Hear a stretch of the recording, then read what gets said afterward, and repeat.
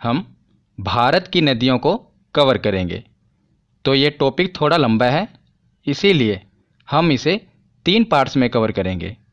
तो वीडियो को शुरू करने से पहले मैं आपको इसका स्ट्रक्चर बता देता हूँ कि हम इसे कैसे कवर करेंगे। तो जो भारत की नदियाँ हैं इन्हें 2 भाग में बांटा गया है। एक है हिमालयी नदियाँ, दूसरा है प्रायद्वीपीय नदियाँ। जो हिमालयी नदियाँ हैं इन्हें आगे 3 भागों में बांटा गया है: सिंधु नदी तंत्र, ब्रह्मपुत्र नदी तंत्र और गंगा नदी तंत्र। तो पूरे उत्तर भारत से लेकर पूर्वोत्तर भारत तक, यानी कि नॉर्थ से लेकर नॉर्थ ईस्ट तक इन नदियों का विस्तार है, हिमालयी नदियों का। तो आज के इस वीडियो में हम सिंधु नदी तंत्र और ब्रह्मपुत्र नदी तंत्र इसे कवर करेंगे। इसे नेक्स्ट पार्ट में जो गंगा नदी तंत्र है उसे कवर करेंगे, क्योंकि ये थोड़ा बड़ा टॉपिक है। गंगा नदी तंत्र तो सेकंड पार्ट में कवर करेंगे। और लास्ट वीडियो में हम जो प्रायद्वीपीय नदियां हैं, यानी कि जो मध्य भारत और दक्षिण भारत की नदियां हैं, उन्हें कवर करेंगे। तो ये वीडियो 3 पार्ट्स में आएगी, मतलब कि भारत की नदियां हम 3 पार्ट्स में कवर करेंगे। तो आज के इस वीडियो में हम सिंधु नदी तंत्र और ब्रह्मपुत्र नदी तंत्र को कवर करेंगे। तो चलिए बिना देरी किए हुए वीडियो को शुरू करते हैं। और सबसे पहले देखते हैं सिंधु नदी तंत्र। तो सिंधु नदी तंत्र में जैसा कि नाम से ही क्लियर है, मुख्य नदी होगी सिंधु नदी और बाकी की नदियां इसकी सहायक नदियां होंगी। तो सबसे पहले देखते हैं सिंधु नदी। सिंधु नदी 3 देशों में होकर बहती है। कौन कौन से? चीन, भारत और पाकिस्तान। तो सिंधु नदी चीन के तिब्बत में मानसरोवर झील से निकलती है। तो ये चीन के तिब्बत में मानसरोवर झील से निकलती है और उसके बाद भारत के लद्दाख में एंटर करती है। तो फिर भारत के लद्दाख से होते हुए ये पाकिस्तान में जाती है और पाकिस्तान से गुजरते हुए अरब सागर में गिर जाती है। तो इसका उद्गम स्थल कहाँ हुआ? उद्गम स्थल क्या होता है? जहाँ से नदी की शुरुआत होती है। और मुहाना क्या होता है? जहाँ पर नदी खत्म होती है। तो सबसे पहले देखते हैं उद्गम स्थल। तो उद्गम स्थल है तिब्बत में मानसरोवर झील। याद रखिएगा, मानसरोवर झील से ये निकलती है। और मुहाना क्या है? कहाँ पर जाकर गिरती है? तो अरब सागर में। तो ये दोनों याद रखिएगा। तो उसके बाद है कि सिंधु नदी तंत्र में 2 नदियाँ तिब्बत से आती हैं। तो ये भी इम्पोर्टेंट है, क्योंकि जो बाकी नदियाँ हैं सिंधु नदी तंत्र की वो भारत से निकलती हैं, पर 2 नदियाँ हैं जो भारत से बाहर चीन के तिब्बत से निकलती है। कौन कौन सी? एक तो खुद सिंधु नदी, ये भी मानसरोवर झील से निकल रही है, और दूसरी सतलुज नदी। तो ये भी देखिए, ये भी सा से शुरू हो रही है और ये भी सा से शुरू हो रहा है, मतलब कि सतलुज और सिंधु दोनों की शुरुआत सा से ही हो रही है। और एक है पहली नदी, मतलब कि सिंधु नदी तंत्र के सबसे ऊपरी नदी, और एक है सबसे लास्ट वाली नदी। ये दोनों नदियाँ भारत के बाहर मानसरोवर झील से निकलती हैं और बाकी की नदियाँ भारत से ही निकलती हैं। तो सिंधु नदी के दाएं तट पर भारत का लेह शहर स्थित है। कई बार ये क्वेश्चन पूछा जाता है कि किस नदी के तट पर कौन सा शहर स्थित है। तो जो लेह शहर स्थित है ये सिंधु नदी के दाएं तट पर स्थित है, याद रखिएगा। अब हमने सिंधु नदी के बारे में पढ़ लिया। एक बार हम इसकी सहायक नदियाँ मैप में देख लेते हैं, उसके बाद डिटेल में पढ़ेंगे। तो सबसे पहले देखते हैं झेलम नदी। तो सिंधु नदी यह है सबसे ऊपर, उसके बाद इसकी सहायक नदी है झेलम नदी। तो झेलम नदी के बाद है चिनाब नदी। यही इसका सही क्रम है, याद रखिएगा। सबसे ऊपर है झेलम, उसके बाद है चिनाब, और उसके बाद है रावी नदी, उसके बाद है व्यास नदी, और सबसे लास्ट में है सतलुज नदी। सिंधु नदी तंत्र की शुरुआत सा से ही हो रही है, सिंधु से, और ख़त्म भी सा पर ही हो रही है, यानी कि सतलुज पर। सा से शुरू होकर सा पर ही ख़त्म हो रही है। तो सही क्रम क्या है? सबसे ऊपर है झेलम, फिर चिनाब, फिर रावी, व्यास और सतलुज। चिनाब नदी सिंधु नदी की सबसे बड़ी सहायक नदी है। कई बार ये क्वेश्चन एग्जाम में पूछा गया है कि चिनाब नदी सबसे बड़ी सहायक नदी है किसकी? सिंधु नदी की। तो ये सहायक नदियों में सबसे बड़ी बहन है, बाकी की इसकी छोटी बहनें हैं। तो बड़ी बहन का क्या काम होता है कि छोटी बहनों की उंगली पकड़कर उनको रास्ता दिखाना। तो यही काम इसका है। ये चिनाब नदी सबसे बड़ी बहन है, बाकी की बहनें इसमें मिल जाती हैं, इसकी उंगली पकड़ लेती हैं और ये उनको उसके मंजिल तक पहुंचाती है, यानी कि बड़ी बहन के हिसाब से ये उनको रास्ता दिखाती है। ये सब नदियाँ इनमें जाकर मिल जाती हैं, मतलब कि जो बाकी की नदियाँ हैं ये चिनाब में मिल जाती हैं और चिनाब जाकर सिंधु नदी में मिल जाती है। इस प्रकार जो पांचों की पांचों नदियाँ हैं ये सिंधु नदी में मिल जाती है। आशा करता हूँ आपको ये याद रहेगा। तो अब आगे देखते हैं। जैसा कि आप मैप में देख रहे हैं, ये जितनी भी नदियाँ हैं ये भारत होते हुए पाकिस्तान जा रही हैं। इसीलिए पाकिस्तान को ये डर सता रहा था कि कहीं भारत इन नदियों को रोक न दे। इसीलिए भारत और पाकिस्तान के मध्य एक समझौता हुआ जिसे कहते हैं सिंधु जल समझौता। ये क्या है इसे देख लेते हैं। तो सिंधु नदी तंत्र के जल को लेकर भारत और पाकिस्तान के बीच 1960 में सिंधु जल समझौता हुआ जिसे कहते हैं इंडस रिवर ट्रीटी। तो इस संधि पर भारत के तत्कालीन प्रधानमंत्री जवाहरलाल नेहरू जी और पाकिस्तान के तत्कालीन राष्ट्रपति अयूब खान ने दस्तखत किए थे। ये दोनों, एक प्रधानमंत्री और दूसरे पाकिस्तान के राष्ट्रपति, इन्होंने हस्ताक्षर किए थे। इनके बीच हुआ था इंडस रिवर ट्रीटी। तो इस समझौते में क्या निर्णय लिया गया? जैसा कि आप जानते हैं सिंधु नदी तंत्र में कितनी नदियां हैं? तो 6 नदियां हैं। तो 6 नदियों में से 3 नदियों का अधिकार, मतलब कि 3 नदियों के पानी का अधिकार पाकिस्तान को दे दिया गया और 3 नदियों के पानी का अधिकार भारत को दे दिया गया। तो ये कौन कौन सी नदियां हैं यही एग्जाम में पूछा जाता है।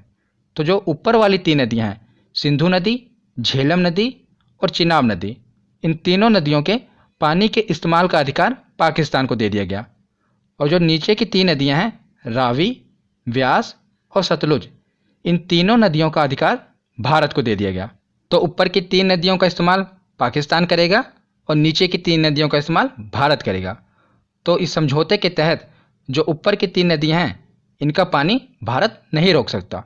वहाँ पर विद्युत उत्पन्न कर सकता है, मतलब कि बिजली का उत्पादन कर सकता है, पर पानी नहीं रोक सकता। ये इसमें डिसाइड हुआ है।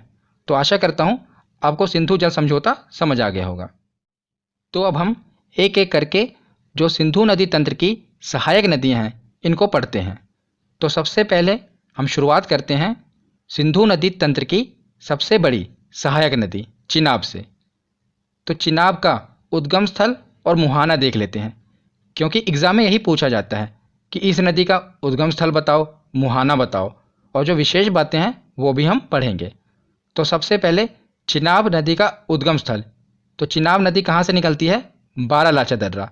ये मैंने आपको दर्रे की वीडियो में बताया था कि बारालाचा दर्रा कहाँ पर है, तो हिमाचल प्रदेश में है। तो चिनाब नदी निकलती है हिमाचल प्रदेश से। हिमाचल प्रदेश से निकलती है और ये ख़त्म कहाँ पर होती है? तो आपको पता है ये सभी नदियाँ सिंधु नदी में जाकर मिल जाती हैं। तो ये सिंधु नदी में जाकर मिल जाती है। तो उसके बाद सिंधु नदी अरब सागर में गिर जाती है। तो याद रखिएगा ये बारालाचा दर्रा से निकलती है। और हिमाचल प्रदेश में चिनाब नदी को चंद्रभागा नदी के नाम से भी जानते हैं। तो इसे चंद्रभागा नदी क्यों कहते हैं? हिमाचल प्रदेश में 2 नदियां हैं, एक है चंद्र और दूसरी है भागा। तो ये दोनों नदियां जहां पर आकर मिलती हैं वहीं से चिनाब नदी शुरू होती है। तो इसीलिए इसे चंद्रभागा नदी कहते हैं, क्योंकि चिनाब नदी चंद्र और भागा दोनों से मिलकर बनी है, इसीलिए इसे चंद्रभागा नदी भी कहते हैं। और ये जब एग्ज़ाम में पूछा जाए इसका हिंट याद रखना है, ये दोनों चा से शुरू हो रही हैं। जितनी भी सिंधु नदी की सहायक नदियाँ हैं इसी में से सिर्फ एक चिनाब नदी है जिसकी शुरुआत चा से होती है, और चंद्रभागा नदी की शुरुआत भी चा से होती है। तो ये एक हिंट है जिसे आप क्लिक करके याद रख पाएंगे कि चंद्रभागा नदी और चिनाब नदी दोनों एक ही हैं। तो उसके बाद देखते हैं कि चिनाब सिंधु नदी की सबसे बड़ी सहायक नदी है। ये मैंने आपको पहले ही बता दिया था कि जो चिनाब नदी है ये सिंधु नदी की सबसे बड़ी सहायक नदी है। तो चिनाब नदी हमने देख ली। अब हम बाकी की सहायक नदियाँ एक एक करके देखते हैं। तो इनको मैंने एक ही स्लाइड में कवर कर दिया, इनका उद्गम स्थल और मुहाना और जो विशेष बातें याद रखनी है, तो इसे आप याद रख पाएंगे। ज़्यादातर यही पूछा जाता है कि इनका उद्गम स्थल कौन सा है, क्योंकि मुहाना तो आपको पता ही है कि जितनी भी सहायक नदियाँ हैं ये चिनाब नदी में मिल जाएंगी और चिनाब नदी सिंधु नदी में मिल जाएगी। पर जो इसका उद्गम स्थल है ये इम्पोर्टेंट बनता है। तो हम एक एक करके देखते हैं। तो सबसे पहले देखते हैं झेलम नदी। तो झेलम नदी का उद्गम स्थल है बैरी नाग झील। तो मैंने झील वाली वीडियो में आपको बताया था कि जितनी भी नाग नागिन वाली झीलें हैं ये कहाँ पर हैं, तो ये हैं जम्मू कश्मीर में। तो झेलम नदी जम्मू कश्मीर के बैरी नाग झील से निकलती है और मुहाना चिनाब नदी है, ये तो आपको पता ही होगा। तो इसे आप याद कैसे रख पाएंगे कि बैरी नाग झील से झेलम नदी निकलती है। तो जैसा कि इस झील में लिखा है नाग, तो इसके पीछे है ना नाग, तो जो नाग नागिन हैं इनको कोई आम नदी नहीं झेल सकती, तो कोई ऐसी नदी हो जो इनको झेल पाए, तो इस नदी का नाम ही रख दिया गया झेलम। ये इतने नाग नागिनों को झेल रही है, इसीलिए इसका नाम पड़ गया झेलम नदी, क्योंकि ये बहुत से नाग नागिन को झेल रही है। एक तरीका है जिसे आप याद रख पाएंगे। तो ये भी याद रखना कि जो श्रीनगर है ये झेलम नदी के तट पर है।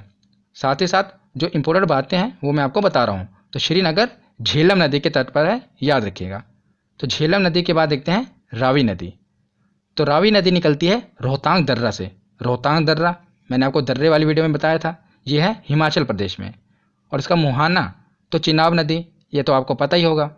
तो रावी नदी निकलती है रोहतांग दर्रे से। रोहतांग ये रा से शुरू हो रहा है, ये ऐसे हिंट है एक, याद रख लेना कि रा से ये भी है, रा से ये भी है। तो रोहतांग दर्रे से निकलती है रावी नदी। और जो लाहौर शहर है पाकिस्तान का, लाहौर बहुत ही फेमस शहर है लाहौर, ये रावी नदी के तट पर ही है। तो कई बार एग्जाम में पूछा जाता है कि लाहौर किस नदी के तट पर है, ये इंपॉर्टेंट है। तो ये है रावी नदी के तट पर, याद रखिएगा। तो झेलम और रावी ये हमने देख लिया। अब हम देखते हैं सतलुज। तो सतलुज नदी राकसताल जो कि मानसरोवर झील है तिब्बत में, वहाँ से निकलती है। तो मैंने आपको शुरुआत में बताया था कि दो नदियाँ हैं, एक तो सिंधु नदी और एक है सतलुज नदी। दोनों साथ से शुरुआत हो रही है, एक है पहली और एक है आखिरी। ये दोनों भारत के बाहर मानसरोवर झील से निकलती हैं। इसी प्रकार जो सतलुज नदी है वो कहाँ से निकल रही है, मानसरोवर झील के राकसताल से, याद रखिएगा। तो जो भाखड़ा बांध है ये सतलुज नदी पर है। कई बार एग्जाम में पूछा गया है कि भाखड़ा बांध किस नदी पर है, तो याद रखिएगा सतलुज नदी पर है भाखड़ा बांध। जितने भी बांध हैं इम्पोर्टेड, मैं उस पर एक वीडियो लेकर आऊँगा, पर अभी आप देख लीजिए कि सतलुज नदी पर है भाखड़ा बांध। तो उसके बाद है व्यास नदी। ये सिंधु नदी तंत्र की आखिरी सहायक नदी है। तो याद रखिएगा रावी और व्यास दोनों का उद्गम स्थल रोहतांग दर्रा ही है, जो कि हिमाचल प्रदेश में है। कौन कौन सा, रावी और व्यास। इसे अगर मैं आपको एक हिंट बताऊं तो ये आप ऐसे याद रख सकते हैं, जैसा कि मैंने आपको बताया था कि रावी नदी कहाँ से निकलती है, तो रा से शुरू हो रही है रोहतांग दर्रे से। उसी प्रकार आप रावी लिख लीजिए, रावी ये कहाँ से निकल रही है, रोहतांग दर्रे से। तो रा से रावी हो गया और वा से व्यास हो गया, तो दोनों रोहतांग दर्रे से निकल रही हैं। रावी से ही आप क्लियर कर लेना, एक हिंट है, रावी नदी लिखेंगे तो दोनों रोहतांग दर्रे से निकल रही हैं। रा से रावी और वा से व्यास, दोनों कहाँ से निकल रही हैं, रोहतांग दर्रे से। तो व्यास नदी इकलौती ऐसी नदी है जो भारत में ही शुरू होती है और भारत में ही ख़त्म हो जाती है। तो ये सतलुज नदी में जाकर मिल जाती है और सतलुज नदी इसे चिनाब नदी में मिला देती है। तो याद रखिएगा ये भारत में ही शुरू होती है और भारत में ही ख़त्म हो जाती है। और सबसे ज़्यादा इम्पोर्टेंट है पंजाब के हरिके क्षेत्र में सतलुज और व्यास का ये जहाँ पर संगम हो रहा है, यहीं से एक नहर निकलती है जिसे कहते हैं इंदिरा गांधी नहर। ये भारत की सबसे बड़ी नहर है, इसीलिए इम्पोर्टेंट है, याद रखिएगा। जहाँ पर सतलुज और व्यास का संगम हो रहा है यहीं से निकलती है एक नहर जिसका नाम है इंदिरा गांधी नहर, और ये हमारे भारत की सबसे बड़ी नहर है। तो सिंधु नदी तंत्र के बाद अब देखते हैं ब्रह्मपुत्र नदी तंत्र। तो ब्रह्मपुत्र नदी भी तिब्बत के मानसरोवर झील के पास से निकलती है। तो तीन नदियां हो गईं जो मानसरोवर झील से निकलती हैं। कौन कौन सी, सिंधु, सतलुज और ये ब्रह्मपुत्र नदी। तो ये एग्ज़ाम में पूछा जाता है कि मानसरोवर झील से कौन सी तीन नदियां निकलती हैं। तो तीन नदियां हैं सिंधु, सतलुज और ब्रह्मपुत्र। तो यह है तीन देशों से होकर बहती है ब्रह्मपुत्र नदी। कौन कौन से, चीन, भारत और बांग्लादेश। तो ये चीन के तिब्बत से निकलती है और भारत में यहाँ पर अरुणाचल प्रदेश में है नामचा बरवा पर्वत। मैंने आपको पर्वत वाली वीडियो में बताया था। तो यहाँ से टकराकर ये यू टर्न लेती है और भारत में प्रवेश करती है। तो भारत से होते हुए ये बांग्लादेश में जाती है और बांग्लादेश से ये सीधा बंगाल की खाड़ी में जाकर गिर जाती है। तो याद रखिएगा चीन, भारत और बांग्लादेश ये तीन देशों से होकर गुजरती है। और ब्रह्मपुत्र की कुल लंबाई है 2900 किलोमीटर। इसकी टोटल लंबाई 2900 किलोमीटर है, पर भारत में इसकी लंबाई है 916 किलोमीटर। और ब्रह्मपुत्र भारत की सबसे चौड़ी नदी है, याद रखिएगा, यह सबसे चौड़ी नदी है भारत की। और ब्रह्मपुत्र नदी को अन्य नामों से जाना जाता है, मतलब इसके और भी नाम हैं और यही इम्पोर्टेंट है। तो तिब्बत में इसे जानते हैं यारलुंग सांगपो नाम से। तो तिब्बत में ब्रह्मपुत्र नदी को कहते हैं सांगपो नदी। और अरुणाचल प्रदेश में, जब ये अरुणाचल प्रदेश में एंटर करती है तो इसे कहते हैं दिहांग नदी। और यही नदी जब आगे बढ़कर असम में जाती है तो असम में कहते हैं ब्रह्मपुत्र नदी। और यही नदी जब आगे बांग्लादेश में जाती है तो वहाँ पर इसे कहते हैं जमुना नदी। तो इसके सभी नाम याद रखिएगा क्योंकि ये एग्जाम में पूछे जाते हैं। तिब्बत में कहते हैं सांगपो, अरुणाचल में कहते हैं दिहांग, असम में कहते हैं ब्रह्मपुत्र और बांग्लादेश में कहते हैं जमुना। तो ब्रह्मपुत्र नदी के बारे में हमने पढ़ लिया।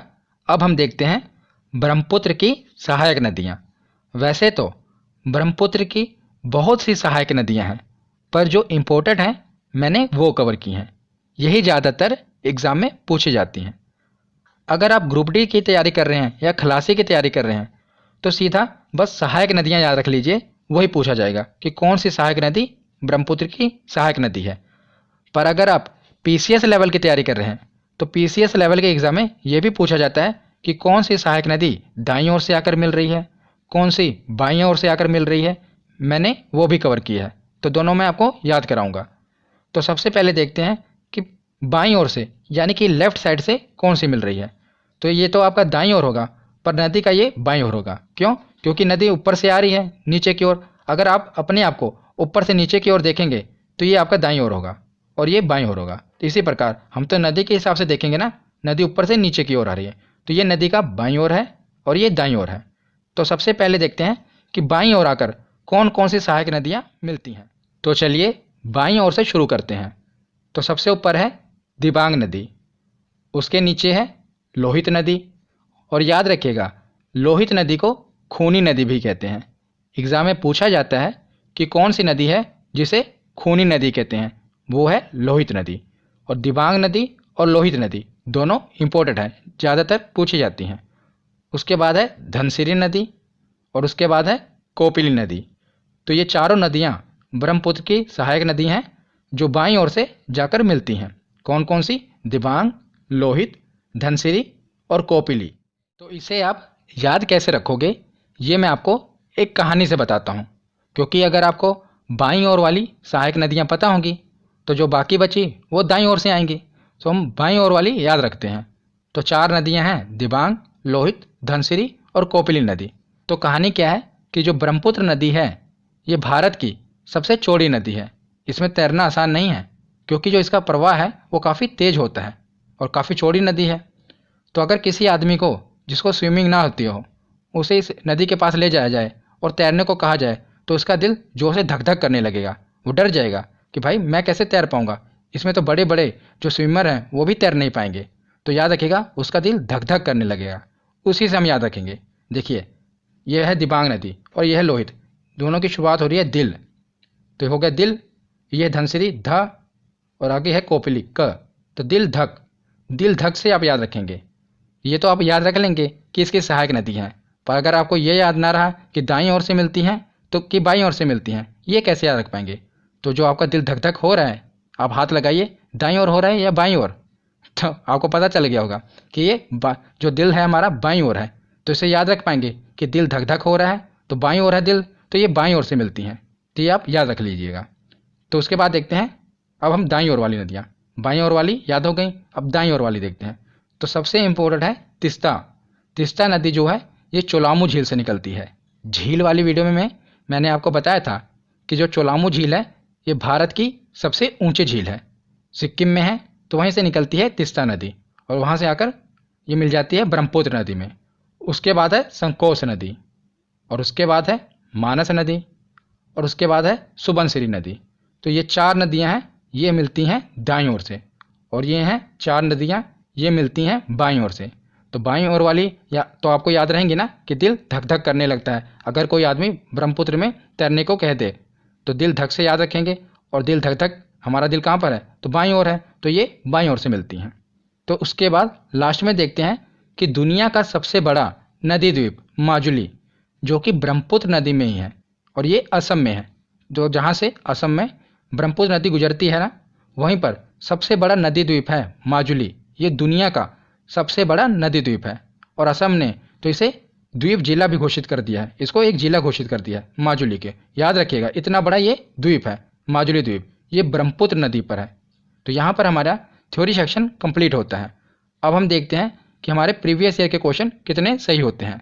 तो चलिए प्रीवियस ईयर के क्वेश्चन लगाते हैं। तो चलिए प्रीवियस ईयर क्वेश्चन देखते हैं कि हमारे कितने क्वेश्चन सही होते हैं। सबसे पहला प्रश्न है कि सिंधु नदी का उद्गम स्थल कौन सा है। तो बताइए कि सिंधु नदी का उद्गम स्थल कौन सा है। तो ये कहाँ से निकलती है, मानसरोवर झील से। इसका ऑप्शन होगा ए। अगला प्रश्न है कि तिब्बत के मानसरोवर झील से कौन सी नदी निकलती है। तो तिब्बत के मानसरोवर झील से 3 नदियाँ निकलती हैं। कौन कौन सी, सिंधु, सतलुज और ब्रह्मपुत्र। तो इसका सही ऑप्शन होगा ऑप्शन डी, तीनों नदियाँ तिब्बत के मानसरोवर झील से निकलती हैं। अगला प्रश्न है कि सिंधु नदी जल समझौते के अनुसार कौन सी नदी पाकिस्तान द्वारा शासित नहीं है। मतलब कि किस नदी का अधिकार पाकिस्तान को नहीं है। तो 3 नदियाँ थी ऊपर वाली, कौन कौन सी थी, सिंधु, झेलम और चिनाब। ये 3 नदियाँ हैं पाकिस्तान के अधिकार में। तो बची कौन, रावी। इस पर पाकिस्तान का शासन नहीं है, तो याद रखिएगा कौन सी, रावी नदी। अगला प्रश्न देखते हैं कि सिंधु नदी की सबसे बड़ी सहायक नदी कौन सी है। तो कौन सी है सबसे बड़ी सहायक नदी, तो ये है चिनाब नदी। यही है ना सबसे बड़ी बहन, चिनाब नदी। यही सिंधु नदी की सबसे बड़ी सहायक नदी है। अगला प्रश्न है कि मानस नदी किस नदी की सहायक नदी है। तो बताइए मानस नदी किस नदी की सहायक नदी है। तो ये है ब्रह्मपुत्र नदी की सहायक नदी। और बताइए दाईं ओर से मिलती है ये बाईं ओर से। तो दिल धक में तो ये आ नहीं रहा ना, दिल धक, तो बचा है ये, तो ये राइट साइड से मिलेगी, मतलब कि दाईं ओर से। तो याद रखिएगा। अगला प्रश्न है कि भारत में सांगपो नदी को किस नाम से जाना जाता है। तो सांगपो नदी को किस नाम से जानते हैं, तो ब्रह्मपुत्र नदी के नाम से जानते हैं भारत में। सांगपो नदी को, मतलब कि ब्रह्मपुत्र नदी को तिब्बत में कहते हैं सांगपो नदी, और भारत में अरुणाचल प्रदेश में कहते हैं दिहांग, और असम में कहते हैं ब्रह्मपुत्र। तो अगला प्रश्न है रावी नदी का उद्गम स्थल कौन सा है। तो बताइए रावी नदी कहाँ से निकलती है।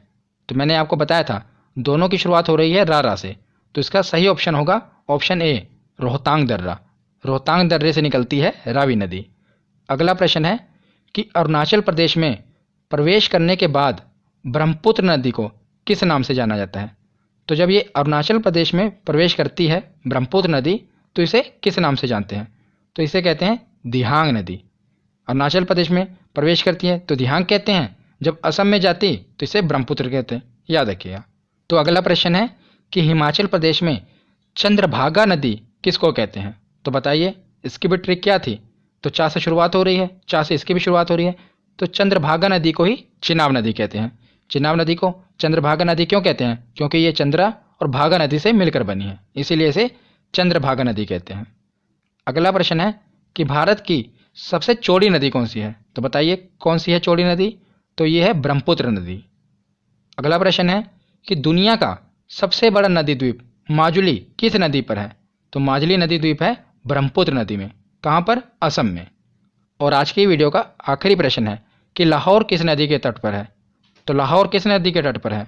तो यह है रावी नदी। मैंने आपको कहा था ये इंपॉर्टेंट है, याद रखिएगा कि लाहौर किस नदी के तट पर है, तो रावी नदी के तट पर। तो यहाँ पर हमारा सिंधु नदी तंत्र और ब्रह्मपुत्र नदी तंत्र दोनों खत्म हो गया। हमने प्रीवियस ईयर क्वेश्चन भी देख लिए। इससे अगली वीडियो में हम देखेंगे गंगा नदी तंत्र। तो आशा करता हूँ आपको ये वीडियो समझ में आई होगी। कैसी लगी ये वीडियो कमेंट सेक्शन में ज़रूर बताना। धन्यवाद।